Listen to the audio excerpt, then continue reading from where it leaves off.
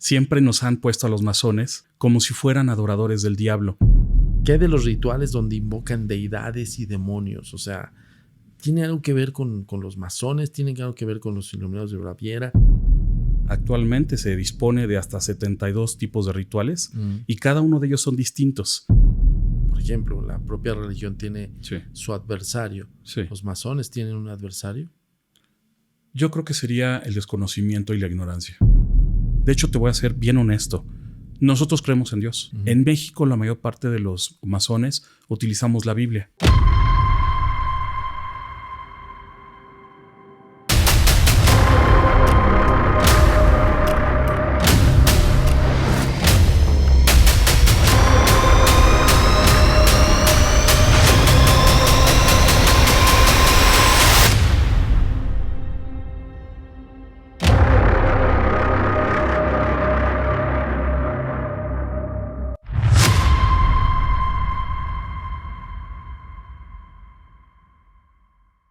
Hola, ¿qué tal? Bienvenidos una vez más a Historias Embrujadas Podcast, donde ahora profundizaremos en un tema un poco desconocido para muchas personas e incluso tergiversado.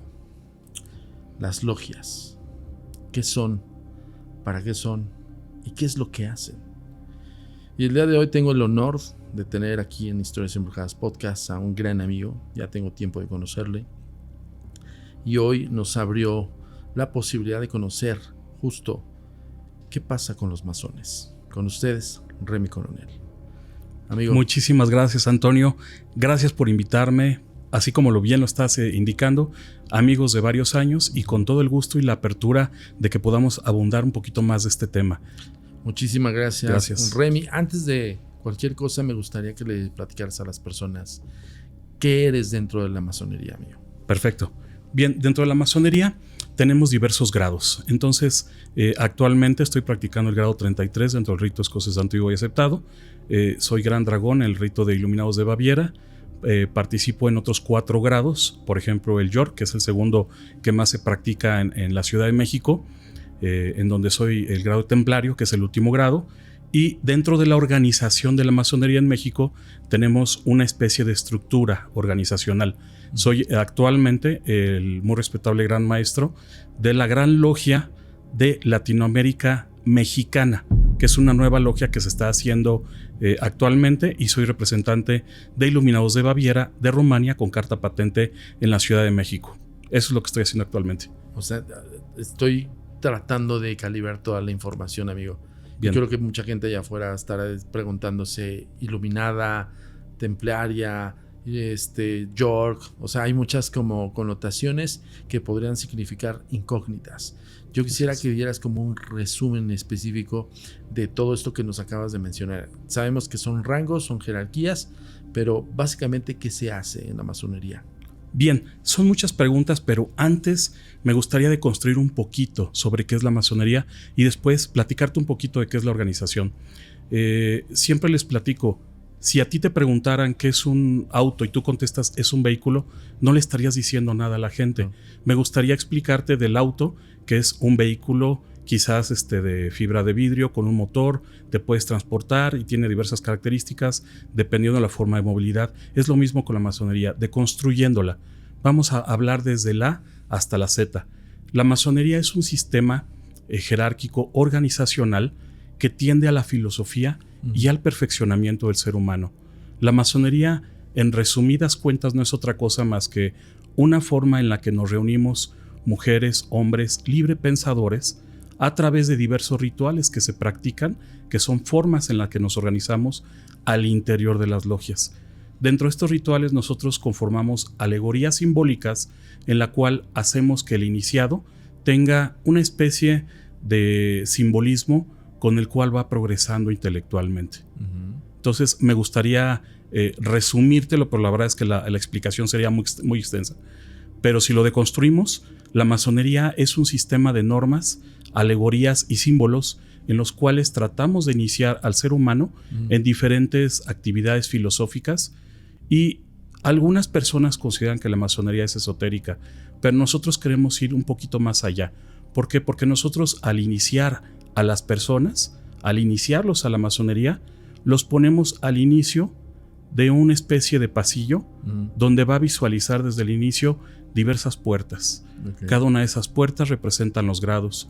Hay grados que representan, por ejemplo, al compañero, al maestro, quizás al juez, al preboste, al príncipe del Real Secreto, y cada uno de estos grados representan diversas disciplinas. Por ejemplo, el grado 18 en el rito escocés antiguo y aceptado representa a los Rosacruces y se te da una pequeña iniciación. Es como si te ubicaran en la primera puerta y te abrieran esa parte de filosofía para que tú conozcas lo que existe y sepas si vas a trabajar dentro de ese grado o vas a seguir continuando. Lo que nosotros tratamos de hacer es sembrar la inquietud del ser humano respecto al conocimiento. Es un colectivo de personas que los converge el conocimiento. Exacto. Y sobre todo la evolución de ese mismo conocimiento. Al final del día es como, me suena un poquito, me vas a corregir si estoy mal, algo lo que hacía Sócrates, ¿no? O sea, en el sentido de vamos a reunir a filosofar, ¿no? Exacto. Es prácticamente un colectivo filosofando y aprendiendo de sí mismos. Exactamente. Okay. Sí, enseñándonos unos a otros. ¿Cómo es un rito de iniciación? O sea, de repente allá afuera se tiene la mala información, mi queridísimo Remy, en contexto de decir, oigan, si hacen rituales paganos, no, por ejemplo, no entiendo por qué lo remiten al paganismo, pero hay gente que sí dice, no, es que el rito de iniciación, por ejemplo, con las personas que desviven, o sea, no desviven a nadie, pero hay personas que creen que desviven a otras personas para que sean revelaciones durante el proceso de desvivida, ¿no? Claro. ¿Cómo es el rito de iniciación y qué es lo que hace? Sí, puedes platicarlo. Claro, favor. Te puedo platicar muchas cosas. Realmente generalizar lo que son los ritos de iniciación estaría muy difícil porque hay muchos. En cada uno de los rituales que se practican en el mundo sobre la masonería, actualmente se dispone de hasta 72 tipos de rituales y cada uno de ellos son distintos. Entonces te voy a platicar más o menos de un rito generalizado que tenemos aquí. Más que quitarle la magia a esto, porque realmente es muy mágico, porque está lleno de alegorías y de simbolismos, tú mueres a lo que es el ser profano, es a lo que es estar fuera del templo. El templo es donde nos reunimos, así le llamamos. Los templos ustedes los pueden googlear, pueden conocerlos, no es otra cosa más que un local que tiene diversas alegorías. Hay columnas, hay una especie de cielo pintado con algún horóscopo, quizás algunas estrellas. Tenemos la parte de oriente y tenemos las posiciones que asumen los cargos de los mismos masones que van teniendo diversas tareas dentro del ritual. La iniciación es una especie como de hacer que renazca la persona. Si ustedes, por ejemplo, han tomado un temazcal en el cual se te sumerge a una especie de rito en el cual te vas a encontrar en el seno de tu madre y vas a nacer nuevamente, esto podría ser muy parecido, porque lo que se trata de hacer es sumergirte en una especie de cuarto de reflexiones y pensar todo lo que has hecho y hacia dónde quieres ir. Muchos piensan que en un ritual, por ejemplo de iniciación, tenemos que desvivir a personas, animales. Te lo puedo garantizar, he practicado muchísimos rituales, actualmente estoy activo en 6, pero en ninguno he visto, ni he tenido conocimiento de eso. Nos encantan ese tipo de teorías conspiranoicas, porque al final de cuentas nos dicen, es que son los que manejan los hilos del mundo. Es que se reparten, hay puestos. Fíjate que, recordando un poco el contexto de los ritos de iniciación, a nosotros nos llegan correos electrónicos de todo tipo, y uno de estos, Remy, pareciera yo leyéndolo, dije, está escribiendo una película que no me acuerdo su nombre, pero fíjate. Decían que justamente tenían una persona, usualmente era mujer, que tenía cierta iniciación en el rito y era muy contextualizado a la ficción, es decir, una piedra de estas como piedra filosofal, por así decirlo, una piedra con grecas y demás. Ponían una persona que tenía que ser virgen y cosas así como muy estrafalarias, y al final, lamentablemente, desvivían a la persona de una forma colectiva, y en el proceso del colecimiento había una revelación de esa persona en la transición. No recuerdo la película, pero en ese momento dije, me estás narrando una película, ¿no? Al final del día lo vio en televisión o lo vio en el cine, y siempre alusivo al tema logia, secretismo, logia, interno, hermetismo. Creo que eso también es parte de un poco la conspiranoia, ¿no? De estas logias. Así es. Yo creo que esta situación que me platicas no ha sido documentada últimamente, sino de siempre. Okay. Siempre nos han puesto a los masones, a los iluminados de Baviera, a los Rosacruces, a cuantas, digamos, sociedad secreta, como si fueran adoradores del diablo. Cierto. Evidentemente existen estas desinformaciones porque hay personas que quieren vulnerar, que quieren dañar tanto a la masonería como a otras disciplinas. Por ejemplo, en el espiritismo se dice que en realidad tú estás abriendo la puerta de tu cuerpo para que un demonio tome posesión de ti. En el Rosacruz se dice que en realidad es una escuela de magia, pero realmente uno le da tantas categorías por desconocimiento hasta en tanto te empiezas a informar. Te voy a ser bien honesto. Yo tenía la formación, como muchos de los mexicanos que seguramente nos escuchan, católica.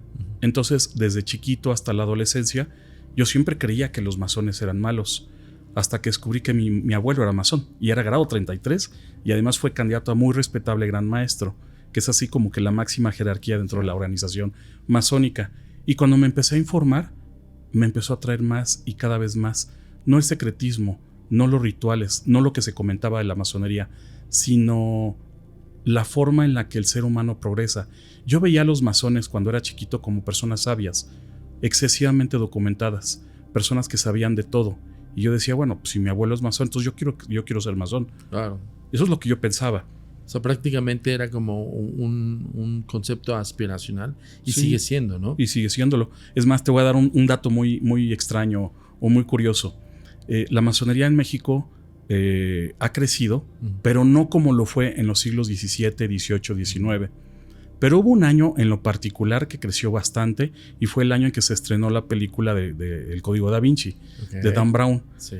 2 semanas después de que se estrenó esa película, tuvimos en las logias entre 20 y 50 candidatos por semana, cuando ese número lo tendríamos, por ejemplo, en un año.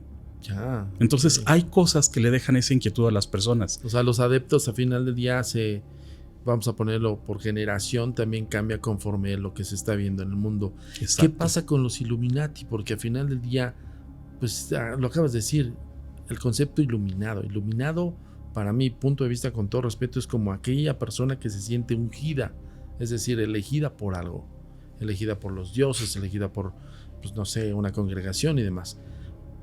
¿Qué pasaría en el tenor de conceptualizar? ¿Soy elegido por alguien o soy elegido por mi colectivo en el que voy? Y por ello tengo cierta iluminación. ¿Cómo es esto de los Illuminati? Para hacer una diferenciación, por favor. Perfecto. Qué pregunta tan interesante, y si me hubieran hecho esto hace 10 años no lo hubiera podido contestar, porque yo también tenía ese pensamiento. El iluminado para la gente es una persona que está ungida por Dios y que es una especie como de santón y que lo sabe todo y que lo posee todo.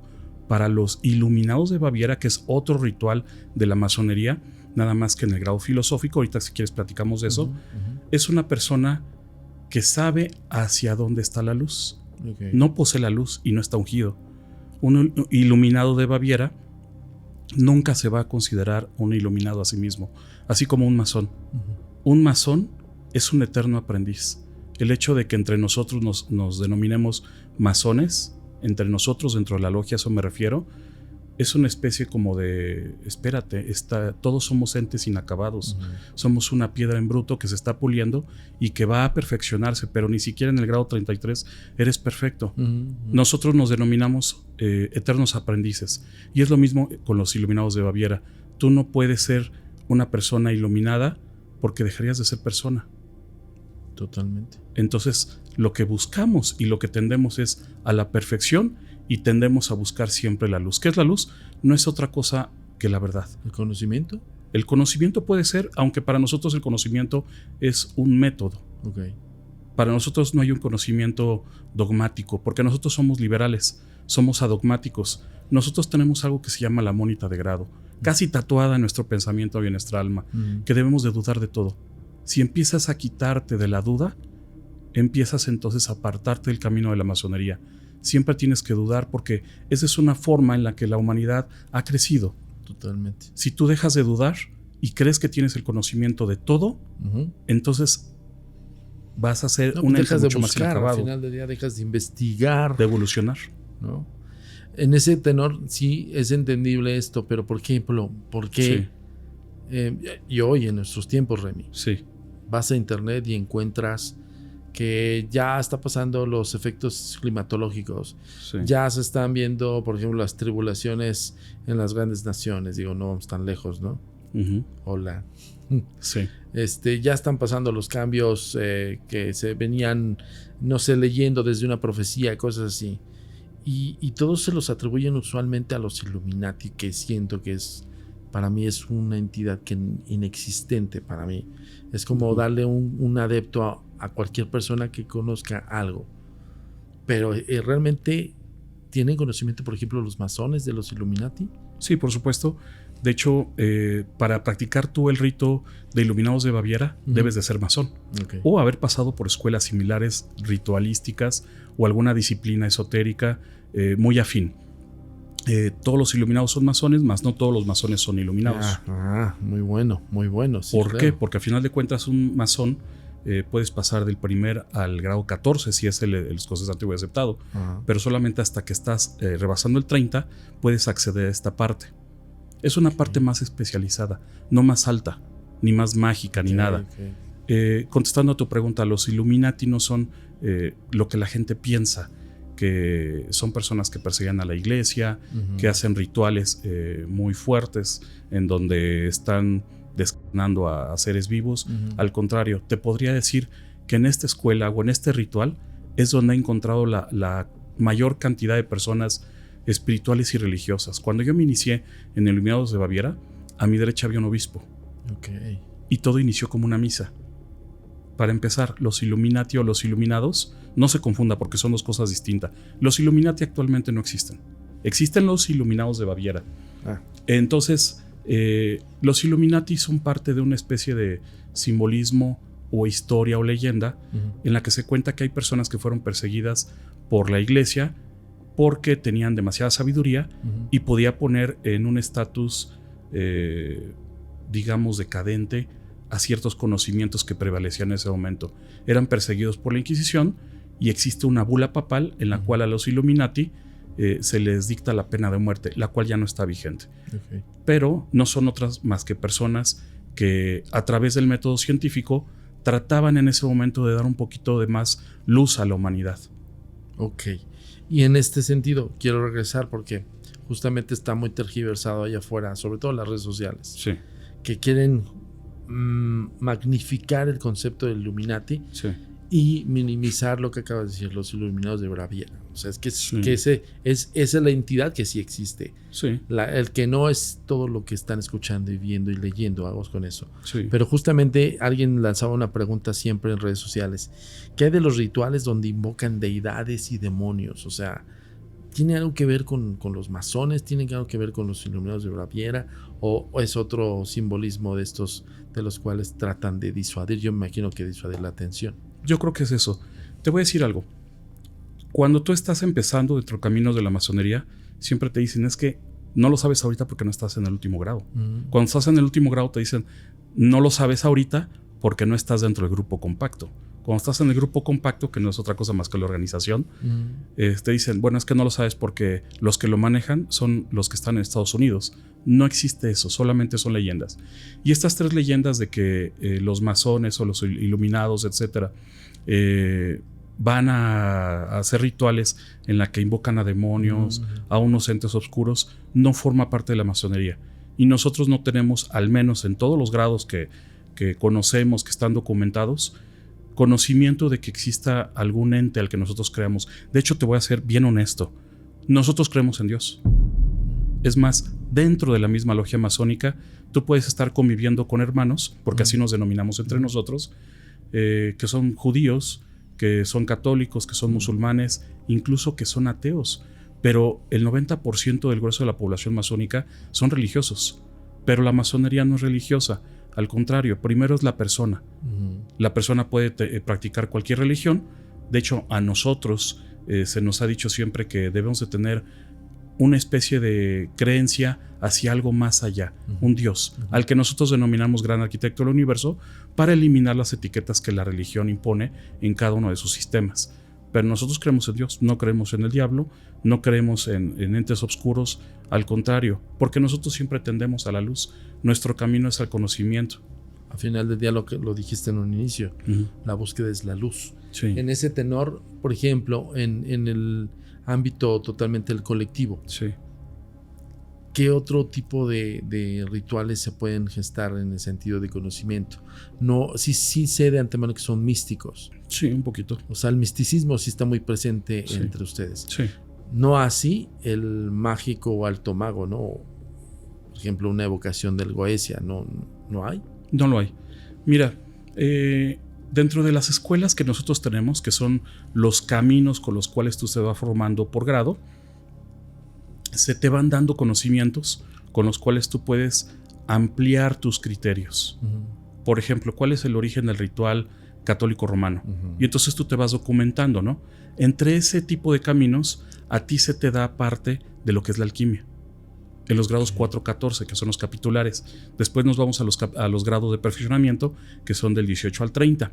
Estoy hablando solamente del escocés antiguo y aceptado, que es el que más se practica aquí en México.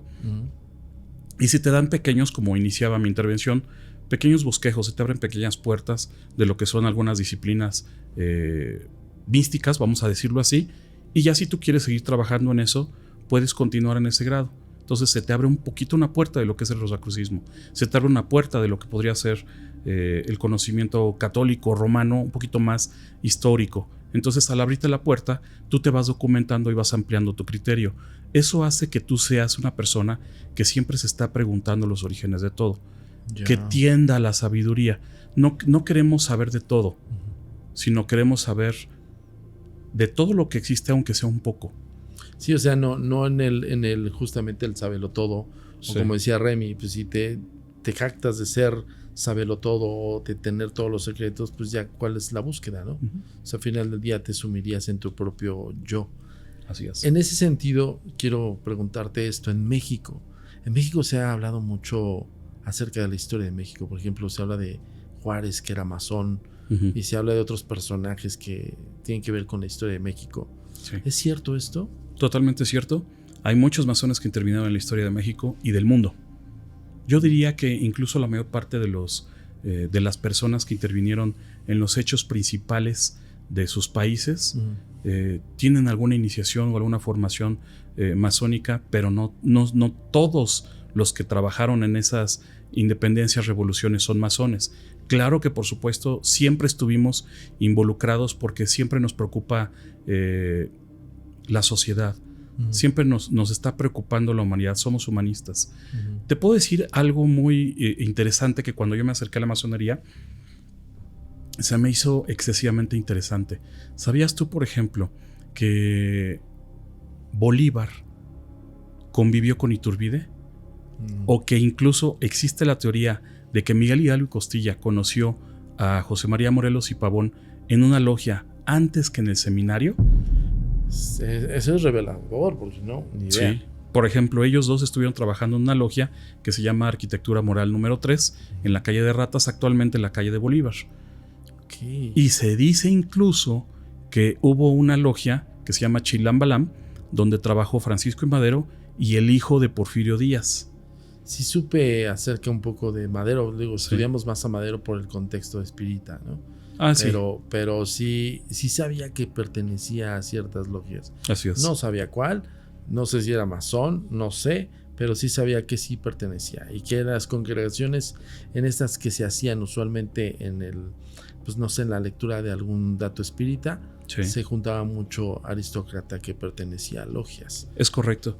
Y por ejemplo, hay una tradición muy interesante histórica en México en la cual se habla de que Maximiliano de Habsburgo era liberal y él trabajaba el rito escocés.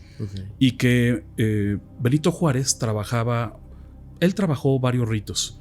El último que trabajó fue el rito nacional mexicano, pero que también era masón.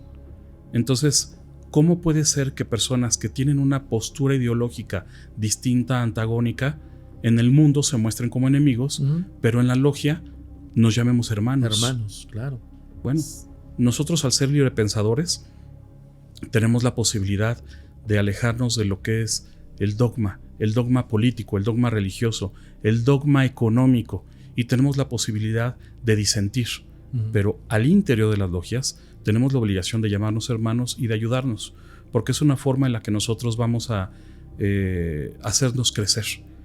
Pero sí, o sea, lo que tú preguntas, es cierto que hay muchos masones que han participado en la historia, pero no a tal grado como lo dicen muchos conspiranoicos. O incluso como está escrita, ¿no? Sí, por ejemplo, me recuerda mucho yo a Remy, tengo el gusto de conocerlo ya en tiempo atrás, pero a Remy lo tuve de asesor en algún momento cuando investigamos. ¿Te acuerdas cuando te contacté para la investigación que hicimos de Posada del Sol? Bueno, ahí, cuando de aquellas veces que nosotros entramos, pues veíamos muchas pintas y veíamos también el clásico compás del masón. Sí. Que te acuerdas que te mandé algunas imágenes. La escuadra y el compás. Y me decías, bueno, la escuadra y el compás sí, pero lo demás no. ¿Te acuerdas que había unas pintas en una especie de capilla? Sí, me acuerdo. Que mucha gente allá afuera está tergiversando la versión y empieza a decir, no, aquí está la capilla para el sacrificio humano. Y luego dicen cada sarta de tonterías que dice uno, bueno, ok, de eso se trata de Historias Embrujadas. ¿Qué podrías aportar de aquella vez que me aportaste bastante? Que yo justo le preguntaba a Remy, oye Remy, en contexto de lo que sería la historia del Posada del Sol, que nos queda claro lo que pasó con Durazo y con este contexto también histórico funesto. Sí. Pero, ¿qué onda con el arquitecto? ¿Pertenecía acaso a los masones? Sí, fíjate que en ese momento estábamos buscando algún acta donde hubiera participado. Desafortunadamente, en la masonería que se practicaban en los siglos XVII, XVIII y XIX, tú tenías una especie de nickname, una especie de alias. Te voy a decir, por ejemplo, el de Benito Juárez, el de Guillermo Tell. Entonces tú, al tener un alias, escondías tu nombre y en las actas firmabas con ese nickname, con ese alias. Entonces es posible que se haya desaparecido. No obstante, está asociado a dos rituales. Uno que se hizo, me parece que 25 años antes de su muerte, que es lo que yo te había comentado, que cuando documentamos encontré que sí se habían celebrado dos rituales porque había un acta de una secretaría donde existía. Me habías compartido, me acuerdo, un par de fotografías donde existía un altar, y algo que yo te comentaba es, puede ser que haya habido masones, pero los hechos que sucedieron en ese hotel no son masónicos. ¿Por qué? Te voy a hablar de lo que es un templo. Quizás rara vez un masón se va a sentar y te va a decir lo que hay adentro de un templo, pero te lo voy a decir porque para nosotros la masonería es discreta, no es secreta, y cualquier profano, es decir, persona no iniciada, es invitada o puede ser invitada a presenciar nuestros rituales que se llaman tenidas. En un templo masónico nosotros tenemos una especie de escalera donde se sienta el que gobierna esa logia, y es el venerable maestro. Me ha tocado la fortuna de presidir varias veces las logias. Y existen sus funcionarios, que son un orador que representa al pueblo masónico, una especie de procurador que va a vigilar siempre la aplicación del derecho, un secretario que va a llevar cuenta y fe de todo lo que se lleva dentro de un acta, y los demás funcionarios que van a ayudar con el desarrollo de ese ritual. Al centro, una especie como de altar, se va a colocar el libro de la ley. En México, la mayor parte de los masones utilizamos la Biblia.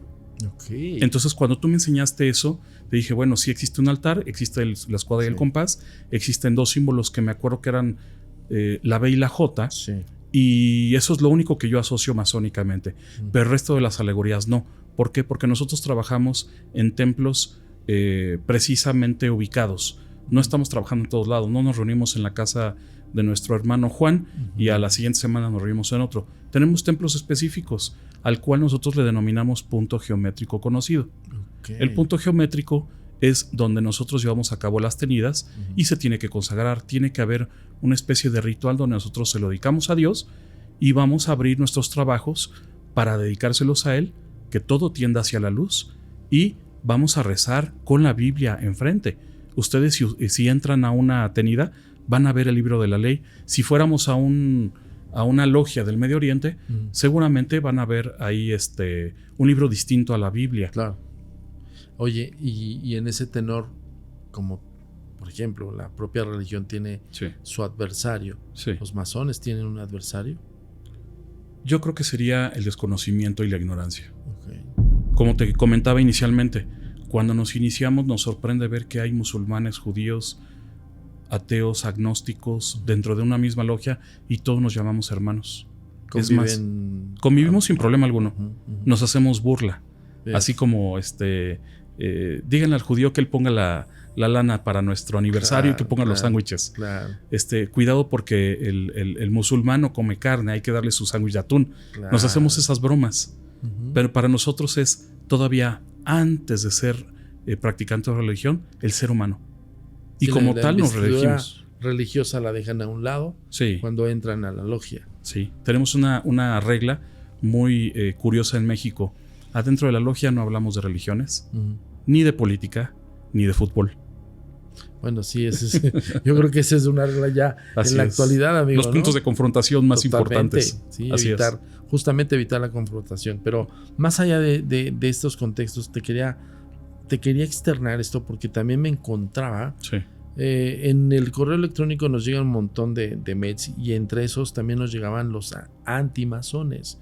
Y yo decía, bueno, ¿qué es el concepto antimazón? Yo ya había escuchado de los masones, había escuchado un poco más gracias a mi amigo Remy Coronel, pero más allá de otra cosa no había escuchado este asunto del justamente acabas de decir, el adversario sería la ignorancia. Sí. Entonces, en todo caso hay otro colectivo que se está dando apenas, que es como antimazón, es decir, nosotros nos congregamos para sabotear rituales masónicos, en uno de los contextos que me decían. ¿Sí ha habido este tipo de situaciones en las logias? O sea, ¿sí existen estos grupos? Sí, claro, por supuesto, no son antimasones, son haters. Okay. Si tú, por ejemplo, publicas algo dentro de una red social, vas a tener una persona que te va a tratar de descalificar creyendo que él tiene la verdad. Nuestros haters masónicos no son nuestros enemigos, porque son personas y nosotros somos humanistas. Yeah. Nuestro enemigo es un elemento, no una persona.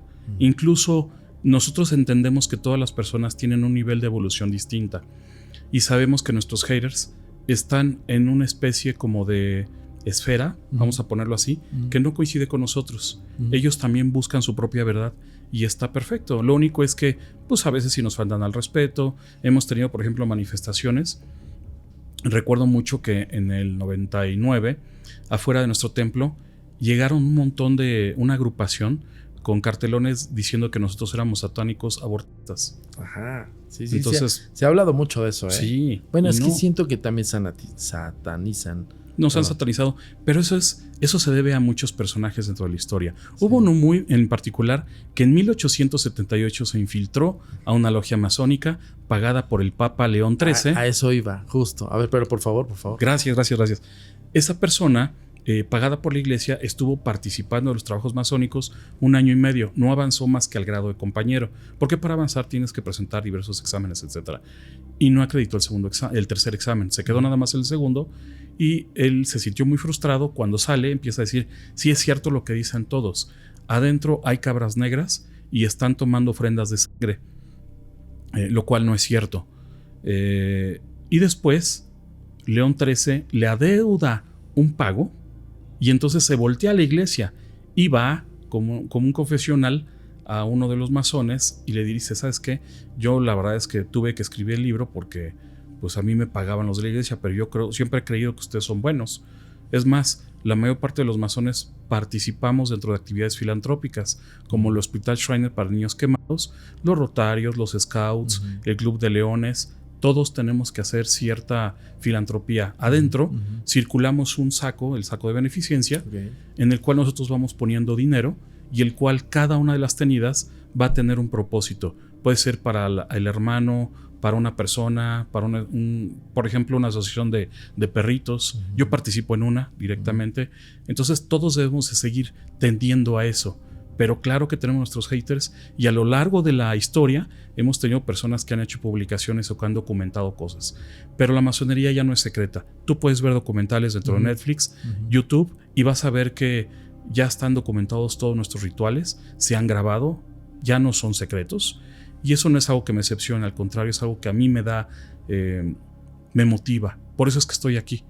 No hablo por la masonería en general, hablo como un masón o una persona que tiende a la perfección, pero sí quiero que se sepa algo.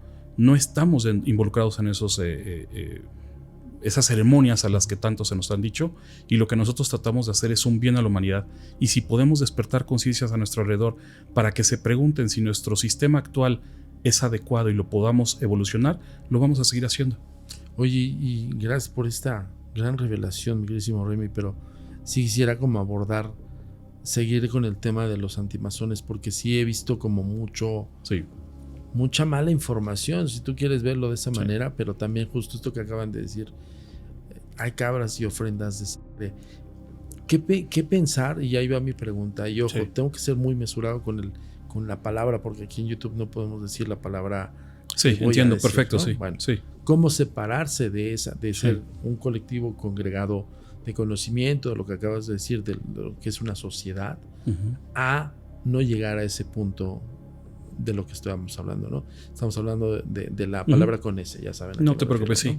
Se entiende perfectamente, y solamente te voy a decir algo. Nuestros rituales ya se están abriendo al público. Ajá. Los pueden visitar. Me gustaría incluso que en algún momento participaras de una tenida blanca, que son estas reuniones que nosotros tenemos para que se sepa qué se hace adentro. Nosotros leemos cosas, hablamos de cosas determinadas, pero no hay esa palabra, no existe eso. Sí, exacto. Nosotros ni creemos en eso. Entonces, no te preocupes, está abierto. La invitación es para todos aquellos, incluso tu público que nos esté escuchando. Si ustedes tienen la inquietud de saber qué hace un masón, pidan el acceso a una tenida blanca. Tenemos tenidas de aniversario, tenemos incluso una ceremonia muy bonita que se llama reconocimiento conyugal, en la cual nosotros nos casamos o reconocemos a nuestra pareja como nuestra esposa ante los demás hermanos. Okay. Entonces van a ver ustedes que efectivamente lo que les digo, van a confirmar que existe una Biblia en el centro, que pasamos el saco para que tengan ahí dinero y se haga un acto benéfico. Pero en lo particular, esto ha pasado, lo que tú me estás diciendo ha pasado, primero porque hay haters, porque hay personas que le temen a lo desconocido, pero no es otra cosa más que una especie de creencia que se lleva al macro. Si tú, por ejemplo, vives en un edificio y la vecina de enfrente te tiene cierta aberración, va a inventar de ti que haces cosas extrañas porque a las 3 de la mañana pones música trance o metal o heavy metal. Y va a decir, este debe ser satánico porque el sábado lo vi sacando la basura con una playera negra con un logotipo de algún grupo. Claro. Y va a decir, pues este cuate en la noche está haciendo rituales. Ahora, llevándolo de una persona a un colectivo, a una sociedad, evidentemente esa versión va a ser mayor. Pero lo que nosotros tratamos de hacer es que la gente conozca lo que es la masonería. Como dijiste, ¿no? Ya esta apertura ya no es secreto, ya es más bien... Más discreto. Discreto, sí. ¿no? Ahora, en ese tenor, te quiero preguntar, ¿cómo quitarse, ya entiendo este asunto de la apertura, pero cómo quitarse este asunto de que allá afuera de repente hay congregaciones que salen de la nada, amigo, que no son oficiales? Así, ¿no? Es. Y que usualmente creo yo que están formados por exiliados. Es decir, ¿hay exiliados en la masonería? Sí, hay muchos. Que sí, ¿no? Y hay muchos. Como lo hay en cualquier otro aspecto de la humanidad. Claro. Y aquí, colectivo, cualquiera puede haber exiliados en todas partes. Pero, por supuesto, ¿cómo evitar que esos exiliados, con el conocimiento que se hayan dado, o incluso los antimasones, que hayan implementado un caballo de Troya y que al rato crean otra congregación, ¿no? Y que tergiverse la información que ustedes están dando? ¿Cómo darse cuenta y cómo lo eliminan? O cómo... Pues sí, cómo darse cuenta de ello. Bien, siempre nos hemos dado cuenta. La verdad es que muchas personas piensan, no saben que hay infiltrados. Por ejemplo, en la logia en la que yo estaba trabajando hace 5 años, a la vuelta de la esquina estaba el Opus Dei. A 2 cuadras, que esto es en la San Rafael, estaban los Caballeros de Colón. Y nosotros habíamos visto que varios de ellos de repente se vestían de negro y querían entrar a nuestro templo. Pero para que tú participes dentro de una tenida de las discretas, tú necesitas una palabra de pase o necesitas tener un medio con el cual te identifiques, ¿no? ¿Por qué? Porque de esa manera vamos a garantizar de que no exista alguien como un caballo de Troya que adentro quiera romper nuestra sesión, ¿no? Siempre hemos sabido quién es del Opus Dei, de Caballeros de Colón, quiénes son fanáticos religiosos, esas cosas. Satanistas. Sí, también, satanistas. Porque también me imagino, si manejan el contexto de la deidad base Biblia, así es. Me imagino que también debe haber la contraparte de los satanistas. Por supuesto. Hasta los ¿cómo le llaman? Satanistas. Se me olvidó, ahorita te digo cómo se dicen. Por favor. Sí, entonces esas personas, cuando las vas ubicando, siempre te vas dando cuenta cuál es esa inquietud de seguir avanzando. Ya me acordé, Marigo. Perdón, Sí. satanistas teístas. Exacto, así es. Ajá. Que digamos que son los más ortodoxos. Ajá. Que incluso hay personas que han escrito muchos libros y que han organizado sectas. Y ya cuando estamos hablando de sectas es porque sí existe un dogma. Entendemos que están en su grado de conocimiento. Como insisto, como te había dicho inicialmente, nuestros enemigos no son los antimasones, es el desconocimiento. Ni siquiera ellos, que nos han tirado y nos pintan afuera de los templos y que nos han acusado, nos han mandado patrullas incluso dentro de las tenidas, y hasta los invitamos a cenar a los policías porque queremos enseñar que a nosotros no disponemos de armas, no tenemos planes de dominar el mundo, y menos aún hacemos alguna asociación en la cual vamos a alabar o a venerar a un líder, ¿no? A un líder, a una persona. O un falso mesías. O algún símbolo oscuro, como tú lo mencionas. Oye, Remy, y en ese contexto, y retomando el tema justamente de, ya sé que los tienen identificados y todo, pero esta pregunta se la he hecho a varios amigos. En el tema de los tiempos que estamos viviendo y en el tema de cómo se está tergiversando esta versión de el fin de los tiempos o el fin del ciclo humano, no sé, hay muchísimas versiones allá afuera y hay muchísima desinformación. Pero en ese tenor lo que trata de hacer Historias Embrujadas Podcast es justamente orientar esa información para que no te vayas con la finta. Pero a ver, en ese tenor del fin de los tiempos, yo le preguntaba a varios, ¿por qué no pensar en que también está confabulado para que se piense de esa manera? Y puede ser estrechamente con, por ejemplo, a mí me suena una congregación, que no puedo hablar de la palabra, pero por ejemplo de los... Sí, lo entiendo, sé cuál es. Sé cuál te refieres. De otros más que están de líderes políticos, ¿no? Sí. Incluso varios de nuestros líderes actuales participaron en esa misma. Sí, me imagino. Así es. Entonces, mira, esto del fin de los tiempos es tan antiguo y tan nuevo como la historia misma. Cuando los cavernícolas pensaban que viendo una estrella fugaz iba a destruir el mundo, lo pintaban en las cuevas. En Málaga, en España, hay esa pintura donde está cayendo un aerolito y ven abajo los animales, están pintados como si estuvieran destruyendo. El fin de los tiempos en la época de Jesucristo también se creía que iba a pasar. Tan es así que en la novela de Nikos Kazantzakis, La última tentación de Cristo, se habla de que los esenios estaban preparándose para el final de los tiempos. En la Edad Media ni se diga, que es cuando el oscurantismo estaba en su apogeo. Por eso es cuando empieza a surgir la iglesia iluminística y empiezan a surgir los primeros ilustrados en la época ya de la Revolución Francesa, incluso de la independencia de México. Se trata de quitar esta parte porque es miedo. Cuando existe miedo es porque existe alguien que se beneficia de él. Y actualmente hay muchas personas que también piensan que es el final de los tiempos. Pero ¿cuándo no hemos pensado eso? Te voy a poner un ejemplo. José Guadalupe Posada, cuando estaba publicando sus famosos grabados para Vanegas Arroyo, ya hablaba del paso de un cometa que iba a destruir México y que estábamos viviendo el final de los tiempos, porque una noche previa a que entrara Francisco de Madero a la Ciudad de México hubo un terremoto muy fuerte y tiró a algunos monumentos. Entonces esto de los tiempos, del final de los tiempos, lo hemos tenido siempre. Los masones no creemos en eso, no creemos que haya un final de los tiempos. Creemos que cada día o cada oportunidad que tenemos histórica podemos reconstruir. Eso sí lo creemos. En esa finalidad de informar, y que hoy sí, la verdad, contigo aquí en el podcast me queda claro que sí están en apertura, amigo. Totalmente. Porque antes yo me encontraba con este cierre de puertas, ¿sabes? Se me encontraba con no puedes hablar, no puedes decir, y te veían platicando con alguien congregado y era como métete o lo castigaban. Sí.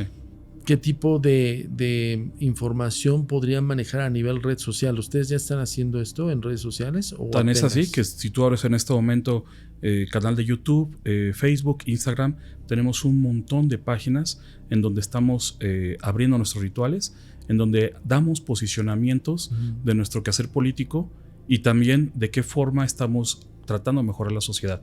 Es más, tu servidor es director de una revista masónica y la tenemos completamente abierta. Hacemos invitaciones a las tenidas blancas de diversas logias. En México tenemos muchísimas logias. todas logias hermanas. Algunas se autodenominan regulares, otras liberales, pero todas tienen esa misma apertura. Quizás haya una que otra formada de personas con un poquito de edad más avanzada, y como en cualquier lado tratan de ser más ortodoxos y de tender a conservar ese tipo de rituales. Pero lo cierto es que tú puedes comprar en una librería un ritual de la masonería y ni siquiera te van a retejar, no te van a pedir la palabra de pase para que tú puedas enterarte de lo que es el ritual. Lo puedes leer del 1 al 33. Puedes entrar a una tenida, lo que nosotros llamamos tenidas blancas. Puedes conocer lo que es la masonería, y yo recomendaría incluso no hacerlo en redes sociales, lo recomendaría hacer dentro de los libros que tienen que ver con un poquito más del rigor histórico. Eso es lo que trataría de hacer. Y evidentemente acercarse a las tenidas, como dices, Sí. que son oficiales. De alguna forma tú Por te supuesto. podrías dar cuenta, o sea, una persona allá afuera se podría dar cuenta cuál es la original y cuál es no. Te voy a decir por qué. Tengo otras amistades que se congregaron. Sí. Y como te decía hace rato, pues eran como posiblemente pues, los segregados o los exiliados, no sé. Como que tenían la misma ideología, un poco tergiversada. Sí. Yo desde que platiqué con esta persona me di cuenta y le dije, aguas, Digo, porque nosotros, bueno, yo conozco uno de los más chichos y no hablaba exactamente de eso, ¿no? Sí. ¿Cómo esa persona, cómo orientarse para no caer en manos de justo la desinformación? ¿Cómo orientarse para no caer en la desinformación? Informándote, yo creo. Parece una mala respuesta, pero decir decir, ustedes. Sí, pero ¿y cómo sabes si estás hablando con un buen masón o un mal masón? Esa Nosotros no somos buenos ni malos. Al contrario, nosotros investigamos dentro de los caracteres de la humanidad y reconocemos que existen escala de luz, escala de grises. Para nosotros no hay bondad ni maldad, porque nosotros incluso una alegoría importante de nuestro templo es el cuadro del ajedrez, donde hay cuadros blancos y negros. Estamos parados entre uno y en otro, porque el ser humano siempre tiende a estar a veces en la oscuridad y a veces en la luz. Entonces esa alegoría a nosotros nos da la apertura de entender que el humano, el ser humano, no es completamente bueno ni completamente malo, como lo dijera Immanuel Kant o Schopenhauer, sino hay personas más ilustradas que otras. ¿Cómo identificas a un buen masón? Porque es una persona que escucha. ¿Cómo identificas a uno malo? Porque siempre está resentido. Impone. Descalifica a las personas. Nosotros descalificamos conceptos, circunstancias, pero no las personas, porque entendemos que existen diversos niveles de espiritualidad, diversas tendencias de luz y diversas escalas de grises. ¿Cómo sabes si estás hablando con un masón legítimo o no? Algunos incluso se van a poner simbolismos, por ejemplo, que su escuadra y compás, usan anillos, incluso hasta se exhiben el día 21 de marzo afuera del Monumento a Juárez y se ponen hasta un mandil masónico. Cualquier persona puede comprar un mandil, pero si tú quieres saber si una persona es buena masona, vas a tener esa apertura, vas a tener esa identificación.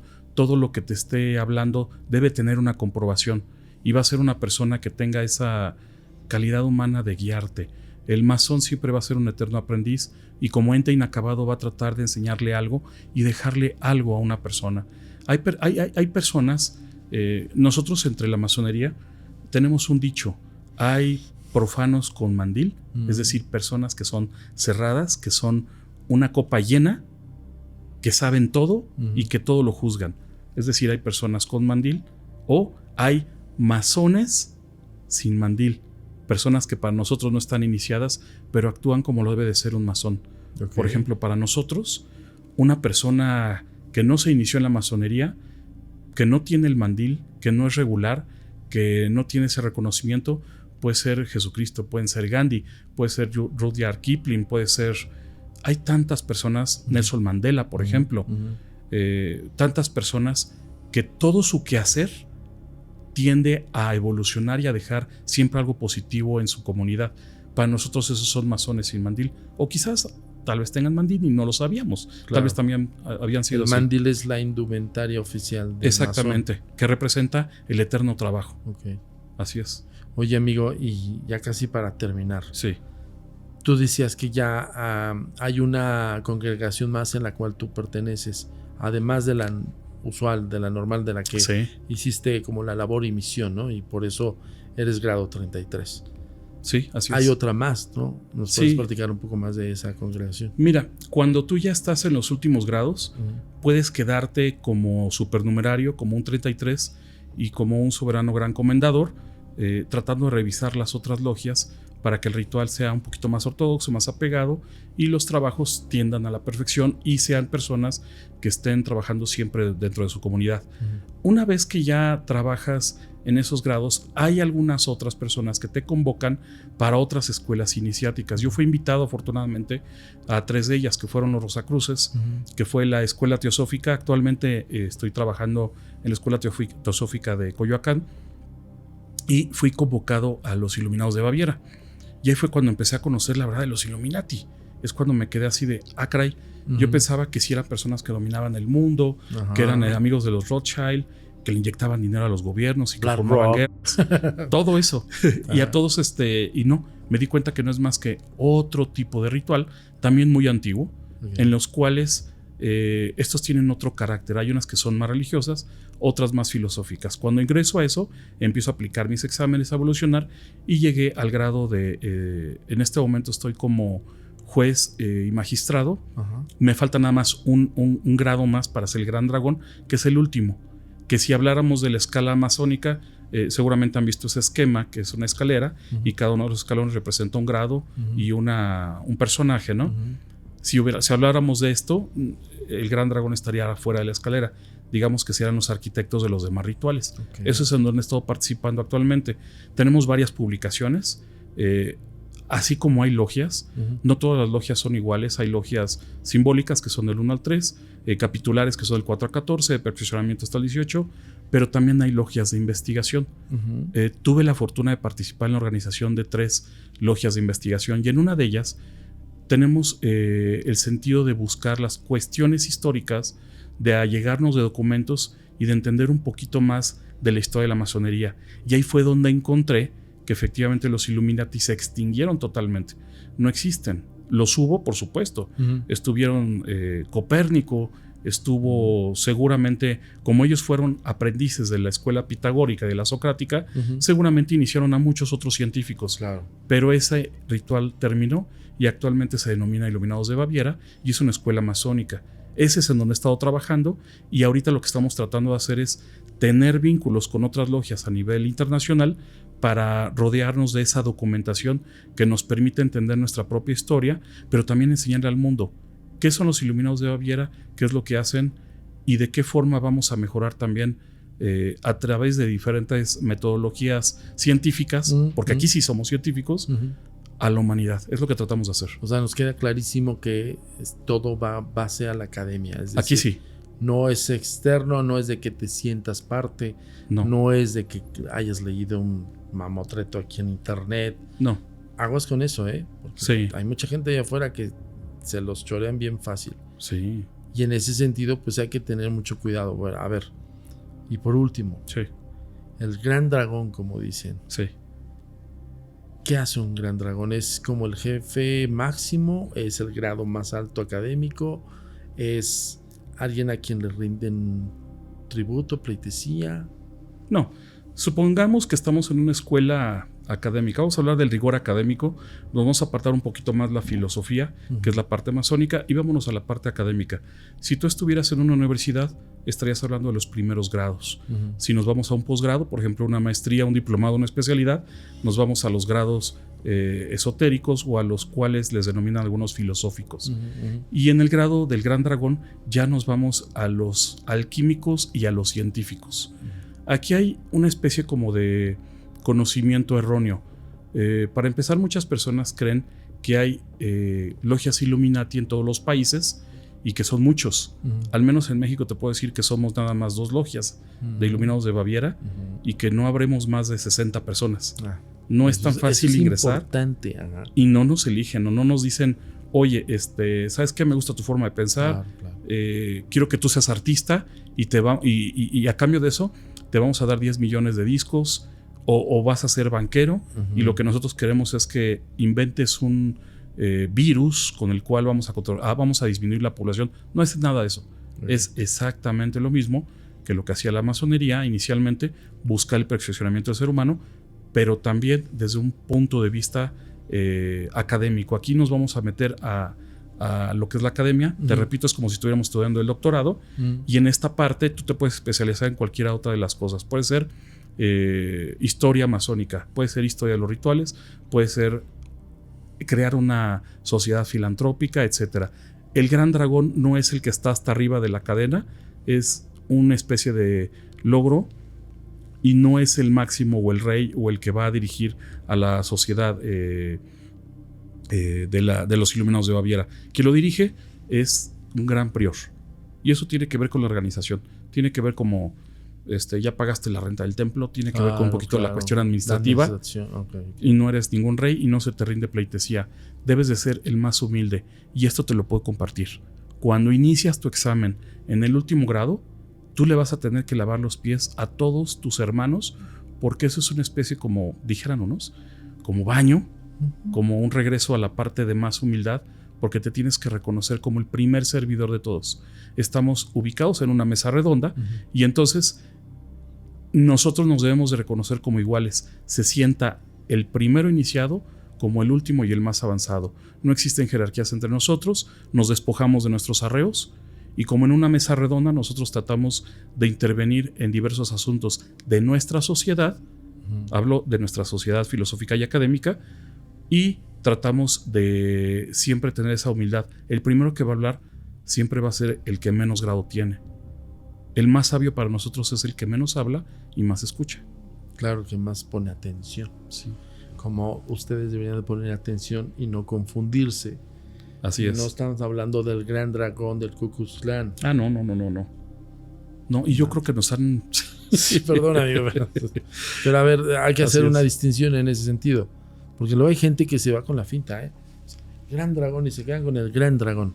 Sí. Ya acaba de explicar qué es un gran dragón dentro de la masonería. Oye, mi queridísimo Remy, qué gran información. Estamos hablando de como de la primera parte, porque yo quisiera tenerte más podcasts aquí. Si claro que sí, con todo gusto. Autorización, amigo. Sí. Y sí, te voy a tomar la palabra, esto que me dijiste de ir un día, si nos permites, claro grabar que sí, lo que se por pueda supuesto. grabar. Sí, claro. En algunos de los rituales que se pudieran grabar. Sí. Yo encantado de la vida estaría ahí en primera fila, amigo. Totalmente invitados, nos va a dar mucho gusto. Y claro que me gustaría volver a participar contigo en otro podcast, hablar un poquito de cosas más especializadas y traerte más elementos para que todo el público sepa de qué nos rodeamos, para que entienda cuál es el simbolismo y por qué esa discreción. No es otra cosa más que decirles, bueno, pues a veces uno abre su casa, estás barriendo y la gente ve, pues está barriendo y se ve la sala, pero no todos revelan su recámara. Exactamente. Entonces por eso se hacen ese tipo de cosas. Pero con todo gusto, gracias por la invitación. Muchísimas gracias. Todo un gusto. ¿Dónde te encuentran en redes sociales, amigo? Estoy como Remy Coronel, en el Instagram, @RemyCoronelF. En Facebook me encuentran como Remy Coronel Fabri, con W. Tenemos diversos medios, varias revistas. Una de ellas es la revista Masónica Mexicana. Y tenemos varias publicaciones, como son el anual, el manual masónico y masonería para no iniciados. Ahí está, para que no se confundan y no se desorienten. Qué mejor que una persona grado 33, lo conozco de hace muchos años, y gracias por compartirnos toda esta información, amigo. Gracias a ti y gracias a todos los que nos escuchan. Esperamos que no se queden con esa duda. Pregúntenos. Ahí está, la mejor y la más fiable. No se queden con la duda, investíguenlo y investíguenlo bien. Muchísimas gracias a todas y a todos por estar aquí en Historias Embrujadas Podcast.